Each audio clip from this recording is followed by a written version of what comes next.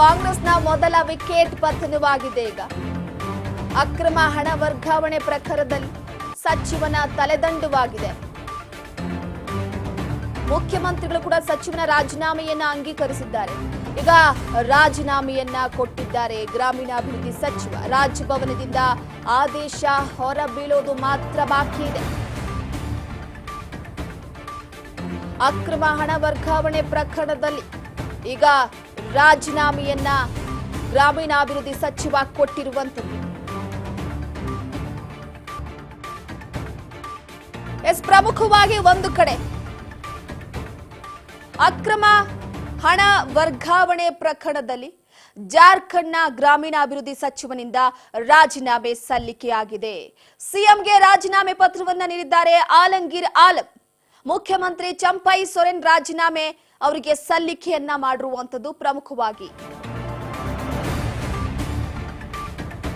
ಜಾರ್ಖಂಡ್ನ ಕಾಂಗ್ರೆಸ್ ನಾಯಕ ಮತ್ತು ಗ್ರಾಮೀಣಾಭಿವೃದ್ಧಿ ಸಚಿವ ಆಲಂಗೀರ್ ಆಲಂ ಅವರು ಅಕ್ರಮ ಹಣ ವರ್ಗಾವಣೆ ಪ್ರಕರಣಕ್ಕೆ ಸಂಬಂಧಪಟ್ಟಂತೆ 6 ದಿನಗಳ ಇಡಿ ಕಸ್ಟಡಿಗೆ ಕಳುಹಿಸಿಕೊಡಲಾಗಿತ್ತು. ರಾಂಚಿಯ ಫ್ಲಾಟ್ನಿಂದ ಭಾರಿ ನಗದು ವಸೂಲಿ ಪ್ರಕರಣಕ್ಕೆ ಸಂಬಂಧಪಟ್ಟಂತೆ ಸುಮಾರು 9 ಗಂಟೆಗಳ ಕಾಲ ಅವರನ್ನ ವಿಚಾರಣೆಗೆ ಕೂಡ ಒಳಪಡಿಸಲಾಗಿತ್ತು. ಮನಿ ಲಾಂಡ್ರಿಂಗ್ ಕೇಸ್ನಿಂದ ಬಂಧನಕ್ಕೊಳಗಾಗಿದ್ದಂತ ಜಾರ್ಖಂಡ್ನ ಕಾಂಗ್ರೆಸ್ ನಾಯಕ ಮತ್ತು ರಾಜ್ಯ ಗ್ರಾಮೀಣಾಭಿವೃದ್ಧಿ ಸಚಿವ ಆಲಂಗೀರ್ ಆಲಂ ತಮ್ಮ ಸಚಿವ ಸ್ಥಾನಕ್ಕೆ ರಾಜೀನಾಮೆಯನ್ನ ಕೊಟ್ಟಿದ್ದಾರೆ. ಮುಖ್ಯಮಂತ್ರಿ ಚಂಪೈ ಸೊರೆನ್ ಅವರಿಗೆ ಆಲಂಗೀರ್ ಆಲಂ ತಮ್ಮ ರಾಜೀನಾಮೆಯನ್ನ ಸಲ್ಲಿಸಿದ್ದಾರೆ.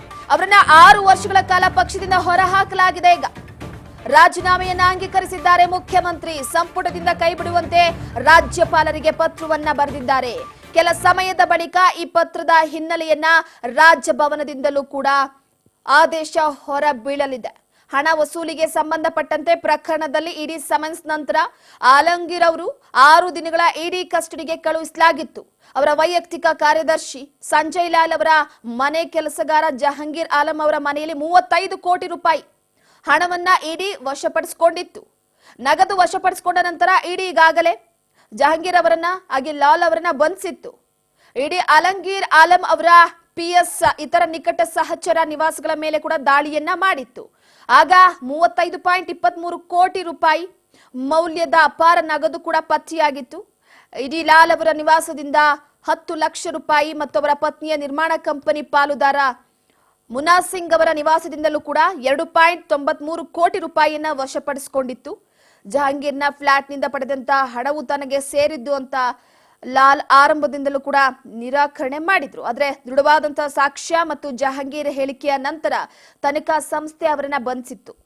ಜಾರ್ಖಂಡ್ ಗ್ರಾಮೀಣ ಸಚಿವರನ್ನ ಪಿಎಂಎಲ್ನ ನಿಬಂಧನೆಗಳ ಅಡಿಯಲ್ಲಿ ರಾಂಚಿಯಲ್ಲಿರುವಂತಹ ಏಜೆನ್ಸಿಯ ವಲಯ ಕಚೇರಿಯಲ್ಲಿ ವಶಕ್ಕೆ ತೆಗೆದುಕೊಂಡಿತ್ತು. 2ನೇ ದಿನ ವಿಚಾರಣೆಯಲ್ಲಿ ಸುಮಾರು 6 ಗಂಟೆಗಳ ಕಾಲ ಅವರನ್ನ ವಿಚಾರಣೆ ಕೂಡ ನಡೆಸಿತ್ತು. ಫೆಡರಲ್ ಏಜೆನ್ಸಿ ಅವರನ್ನ 9 ಗಂಟೆಗಳ ಕಾಲ ಗ್ರಿಲ್ ಕೂಡ ಮಾಡಿತ್ತು. ಅವರ ಹೇಳಿಕೆಯನ್ನ ಕೂಡ ದಾಖಲು ಮಾಡಿಕೊಂಡಿತ್ತು. ಆಲಂ ಅವರು ಜಾರ್ಖಂಡ್ ವಿಧಾನಸಭೆಯಲ್ಲಿ ಫಾರ್ ಕ್ಷೇತ್ರದ ಶಾಸಕರಾಗಿದ್ದಾರೆ. ಸಂಸದೀಯ ವ್ಯವಹಾರಗಳ ಸಚಿವರು ಕೂಡ ಆಗಿದ್ದಾರೆ. ಆಲಂಗೀರ್ ಆಲಂ ಮತ್ತು ಅವರ ಸಹಾಯಕ ವಿರುದ್ಧದ ಪ್ರಕರಣ ಜಾರ್ಖಂಡ್ ಟೆಂಡರ್ ಹಗರಣಕ್ಕೆ ಸಂಬಂಧಪಟ್ಟಿರುವಂತದ್ದು. ಗ್ರಾಮೀಣ ಭಾಗದಲ್ಲಿ ರಸ್ತೆ ನಿರ್ಮಾಣಕ್ಕೆ ಟೆಂಡರ್ಗೆ ಬದಲಾಗಿ ಕಮಿಷನ್ನಿಂದ ಬಂದ ಹಣ ಇದಾಗಿದೆ ಅಂತ ಆರೋಪಿಸಲಾಗಿದೆ. ಮೇ 6ರಂದು ಇಡಿ ಆಲಂಗೀರ್ ಆಲಂ ಅವರ ಪಿಎಸ್ ಸೇರಿದಂತೆ ಇತರ ನಿಕಟ ಸಹಚರ ನಿವಾಸಗಳ ಮೇಲೆ ದಾಳಿ ಕೂಡ ನಡೆಸಿತ್ತು. ವಶಪಡಿಸಿಕೊಂಡಂತ ಕರೆನ್ಸಿ ನೋಟುಗಳ ಎಣಿಕೆಯ ವೇಳೆ ಒಟ್ಟು 35.23 ಕೋಟಿ ರೂಪಾಯಿ ಪತ್ತೆಯಾಗಿತ್ತು ಅಂತ ಹೇಳಲಾಗಿತ್ತು.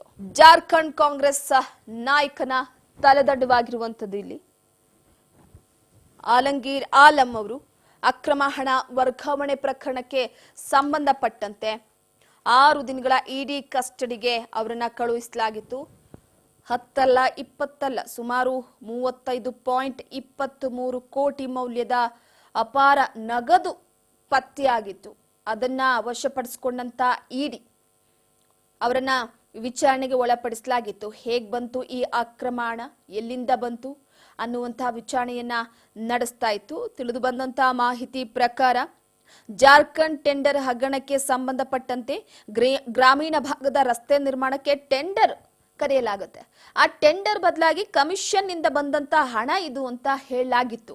ಇಷ್ಟು ಹಣವು ಕೂಡ ಒಂದೇ ಬಾರಿಗೆ 35.23 ಕೋಟಿ ಮೌಲ್ಯದ ಅಪಾರವಾದಂತಹ ನಗದನ್ನ ಇಡಿ ವಶಪಡಿಸಿಕೊಂಡಿತ್ತು. ಈಗ ಸ್ವತಃ ಸಚಿವ ಆಲಂಗೀರ್ ಆಲಂ ಮುಖ್ಯಮಂತ್ರಿ ಚಂಪೈ ಸೊರೆನ್ ಅವರಿಗೆ ರಾಜೀನಾಮೆಯನ್ನ ಸಲ್ಲಿಸಿದ್ದಾರೆ.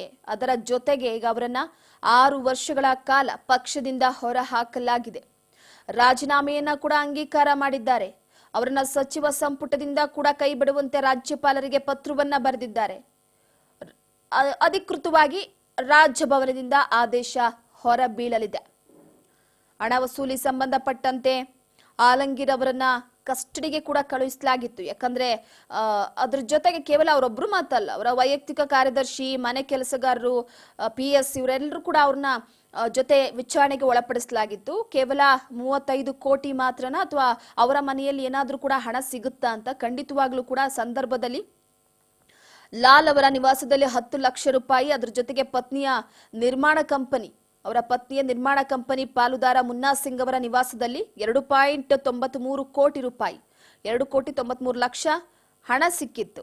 ಅದು ಜಹಾಂಗೀರ್ನ ಫ್ಲಾಟ್ನಿಂದ ಪಡೆದಂತ ಹಣ ತನಗೆ ಸೇರಿದ್ದು ಅಂತ ಲಾಲ್ ಒಂದ್ ರೀತಿ ಆರಂಭದಲ್ಲಿ ನಿರಾಕರಣೆ ಮಾಡಿದ್ರು. ಈಗ 35 ಕೋಟಿ ರೂಪಾಯಿ ಕಂತೆ ಹಣವನ್ನ ನೋಡಿ ಅಧಿಕಾರಿಗಳೇ ಬೆಚ್ಚಿ ಬಿದ್ದಿದ್ರು. 10 ಅಲ್ಲ 20 ಅಲ್ಲ 35 ಕೋಟಿ ರೂಪಾಯಿ ಅಂತಂದ್ರೆ ಅಷ್ಟು ಹಣವನ್ನ ನೋಡಿ ಒಂದು ಕಡೆ ಅಧಿಕಾರಿಗಳೇ ಶಾಕ್ ಆಗಿದ್ರು. ಇದರ ಜೊತೆಗೆ ನಗದು ವಶಪಡಿಸಿಕೊಂಡ ನಂತರ ಇಡಿ ಲಾಲ್ ಮತ್ತು ಜಹಾಂಗೀರ್ ಅವರನ್ನ ಬಂಧಿಸಿತ್ತು. ಅವರಿಂದ ಕೆಲವೊಂದಿಷ್ಟು ಮಾಹಿತಿಯನ್ನ ಪಡಿಬೇಕು ಅಂತ ಇಡಿ ಆಲಂಗೀರ್ ಆಲಂ ಅವರ PS ಹಾಗೆ ಅವರ ಜೊತೆ ಸಂಪರ್ಕ ಇದ್ದಂತಹ ಸಹಚರರ ನಿವಾಸದ ಮೇಲೂ ಕೂಡ ದಾಳಿಯನ್ನ ನಡೆಸಿತ್ತು. ಆ ಸಂದರ್ಭದಲ್ಲಿ ಪತ್ತೆಯಾದಂತಹ ಹಣ ಇದು. ಏಕಾಏಕಿಯಾಗಿ ದಾಳಿ ನಡೆಸಿದಂತಹ ಹಿನ್ನೆಲೆ ಹಣವನ್ನ ಎಲ್ಲೂ ಕೂಡ ವರ್ಗಾವಣೆ ಮಾಡೋದಕ್ಕೆ ಸಾಧ್ಯವಾಗಲಿಲ್ಲ. ಅಲ್ಲಿದ್ದಂತ ಹಣವನ್ನ ಪೊಲೀಸರು ಹಾಗೆ ಅದರ ಜೊತೆಗೆ ಇಡಿ ಅಧಿಕಾರಿಗಳು ಒಟ್ಟಿಗೆ ಸೇರಿ ಪ್ರಮುಖವಾಗಿ ಒಂದು ಕಡೆ ಅಕ್ರಮ ಹಣ ವರ್ಗಾವಣೆ ಪ್ರಕರಣದಲ್ಲಿ ಜಾರ್ಖಂಡ್ನ ಗ್ರಾಮೀಣಾಭಿವೃದ್ಧಿ ಸಚಿವನಿಂದ ರಾಜೀನಾಮೆ ಸಲ್ಲಿಕೆಯಾಗಿದೆ. ಸಿಎಂಗೆ ರಾಜೀನಾಮೆ ಪತ್ರವನ್ನ ನೀಡಿದ್ದಾರೆ ಆಲಂಗೀರ್ ಆಲಂ. ಮುಖ್ಯಮಂತ್ರಿ ಚಂಪೈ ಸೊರೆನ್ ರಾಜೀನಾಮೆ ಅವರಿಗೆ ಸಲ್ಲಿಕೆಯನ್ನ ಮಾಡಿರುವಂತದ್ದು ಪ್ರಮುಖವಾಗಿ.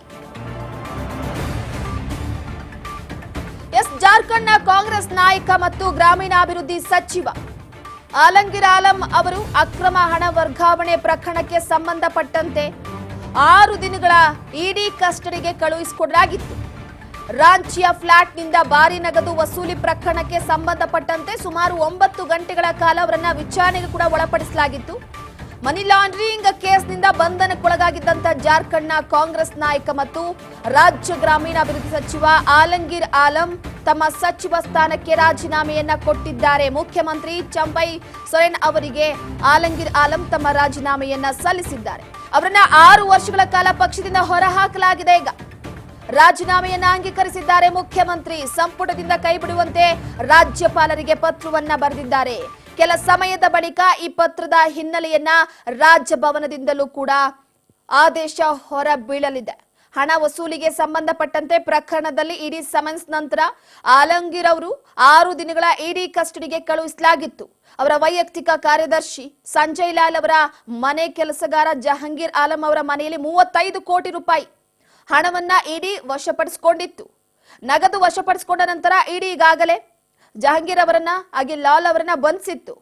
ಇಡಿ ಆಲಂಗೀರ್ ಆಲಂ ಅವರ PS ಇತರ ನಿಕಟ ಸಹಚರ ನಿವಾಸಗಳ ಮೇಲೆ ಕೂಡ ದಾಳಿಯನ್ನ ಮಾಡಿತ್ತು. ಆಗ 35.23 ಕೋಟಿ ರೂಪಾಯಿ ಮೌಲ್ಯದ ಅಪಾರ ನಗದು ಕೂಡ ಪತ್ತೆಯಾಗಿತ್ತು. ಇಡಿ ಲಾಲ್ ಅವರ ನಿವಾಸದಿಂದ 10 ಲಕ್ಷ ರೂಪಾಯಿ ಮತ್ತು ಅವರ ಪತ್ನಿಯ ನಿರ್ಮಾಣ ಕಂಪನಿ ಪಾಲುದಾರ ಮುನ್ನಾ ಸಿಂಗ್ ಅವರ ನಿವಾಸದಿಂದಲೂ ಕೂಡ 2.93 ಕೋಟಿ ರೂಪಾಯಿಯನ್ನ ವಶಪಡಿಸಿಕೊಂಡಿತ್ತು. ಜಹಾಂಗೀರ್ನ ಫ್ಲಾಟ್ನಿಂದ ಪಡೆದಂತಹ ಹಣವು ತನಗೆ ಸೇರಿದ್ದು ಅಂತ ಲಾಲ್ ಆರಂಭದಿಂದಲೂ ಕೂಡ ನಿರಾಕರಣೆ ಮಾಡಿದ್ರು. ಆದ್ರೆ ದೃಢವಾದಂತಹ ಸಾಕ್ಷ್ಯ ಮತ್ತು ಜಹಾಂಗೀರ್ ಹೇಳಿಕೆಯ ನಂತರ ತನಿಖಾ ಸಂಸ್ಥೆ ಅವರನ್ನ ಬಂಧಿಸಿತ್ತು. ಜಾರ್ಖಂಡ್ ಗ್ರಾಮೀಣ ಸಚಿವರನ್ನ PMLನ ನಿಬಂಧನೆಗಳ ಅಡಿಯಲ್ಲಿ ರಾಂಚಿಯಲ್ಲಿರುವಂತಹ ಏಜೆನ್ಸಿಯ ವಲಯ ಕಚೇರಿಯಲ್ಲಿ ವಶಕ್ಕೆ ತೆಗೆದುಕೊಂಡಿತ್ತು. 2ನೇ ದಿನ ವಿಚಾರಣೆಯಲ್ಲಿ ಸುಮಾರು 6 ಗಂಟೆಗಳ ಕಾಲ ಅವರನ್ನ ವಿಚಾರಣೆ ಕೂಡ ನಡೆಸಿತ್ತು. ಫೆಡರಲ್ ಏಜೆನ್ಸಿ ಅವರನ್ನ 9 ಗಂಟೆಗಳ ಕಾಲ ಗ್ರಿಲ್ ಕೂಡ ಮಾಡಿತ್ತು. ಅವರ ಹೇಳಿಕೆಯನ್ನ ಕೂಡ ದಾಖಲು ಮಾಡಿಕೊಂಡಿತ್ತು. ಆಲಂ ಅವರು ಜಾರ್ಖಂಡ್ ವಿಧಾನಸಭೆಯಲ್ಲಿ ಫಾರ್ ಕ್ಷೇತ್ರದ ಶಾಸಕರಾಗಿದ್ದಾರೆ. ಸಂಸದೀಯ ವ್ಯವಹಾರಗಳ ಸಚಿವರು ಕೂಡ ಆಗಿದ್ದಾರೆ. ಆಲಂಗೀರ್ ಆಲಂ ಮತ್ತು ಅವರ ಸಹಾಯಕ ವಿರುದ್ಧದ ಪ್ರಕರಣ ಜಾರ್ಖಂಡ್ ಟೆಂಡರ್ ಹಗರಣಕ್ಕೆ ಸಂಬಂಧಪಟ್ಟಿರುವಂತದ್ದು. ಗ್ರಾಮೀಣ ಭಾಗದಲ್ಲಿ ರಸ್ತೆ ನಿರ್ಮಾಣಕ್ಕೆ ಟೆಂಡರ್ಗೆ ಬದಲಾಗಿ ಕಮಿಷನ್ನಿಂದ ಬಂದ ಹಣ ಇದಾಗಿದೆ ಅಂತ ಆರೋಪಿಸಲಾಗಿದೆ. ಮೇ 6ರಂದು ಇಡಿ ಆಲಂಗೀರ್ ಆಲಂ ಅವರ ಪಿಎಸ್ ಸೇರಿದಂತೆ ಇತರ ನಿಕಟ ಸಹಚರ ನಿವಾಸಗಳ ಮೇಲೆ ದಾಳಿ ಕೂಡ ನಡೆಸಿತ್ತು. ವಶಪಡಿಸಿಕೊಂಡಂತ ಕರೆನ್ಸಿ ನೋಟುಗಳ ಎಣಿಕೆಯ ವೇಳೆ ಒಟ್ಟು 35.23 ಕೋಟಿ ರೂಪಾಯಿ ಪತ್ತೆಯಾಗಿತ್ತು ಅಂತ ಹೇಳಲಾಗಿತ್ತು.